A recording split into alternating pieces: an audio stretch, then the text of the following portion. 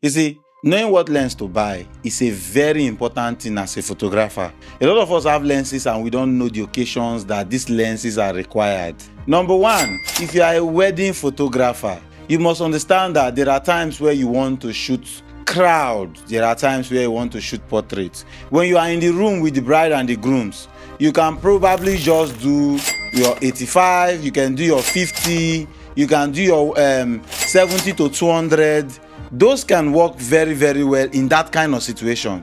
But when you are outside and your couple have families and friends that they want to snap with, that's the time where you understand that those lenses might not work very well. That is why you see a lot of wedding photographers, like your professional oga, they will go for 24 to 70 or 24 to 105. 24 to 105 and 24 to 70, they all have levels. Oh, no go they go buy lenses when get 2, 3, 4, 5 stops. F-stop, yes, don't go buying lenses that have those kind of f-stop.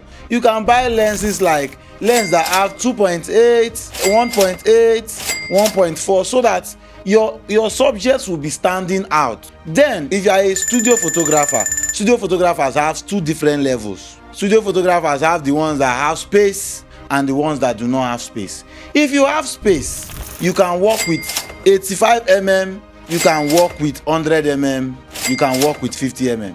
But some of you, even 50mm in your studio space looks like there is no space to cover full shot. That is the situation where you now go for 35mm or 24mm.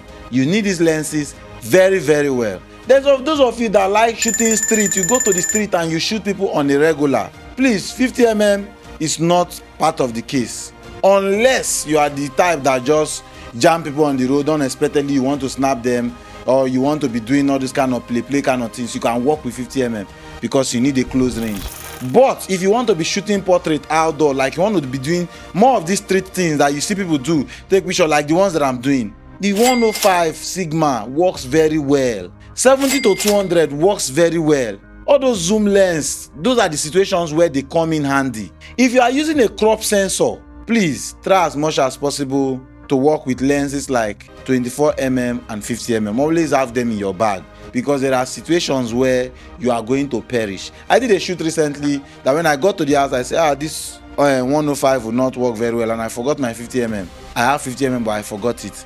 But when I did the math, I had to do a switch, bend the shear and start doing something that will help to make sure I am able to use the 105. At the same time, if the couple has said they want to snap full picture, it would have been a problem. So you must always know the kind of lenses you are using for the kind of situations you find yourself. Like I said, if you are using crop sensor, you should always have 24 or 35mm with 50mm in your bag. If you are using a full frame camera, make sure you always have 50mm in your bag, because you are going to need it. I hope this video was helpful, and if this video was helpful, please do well to follow, share this video. You might be helping someone without knowing, and I will see you in my next video. Because like I said, if you don't get any of these things for your bag, you go cry. At the end of the last comment of it, if to say I know before, I can worship this ball line.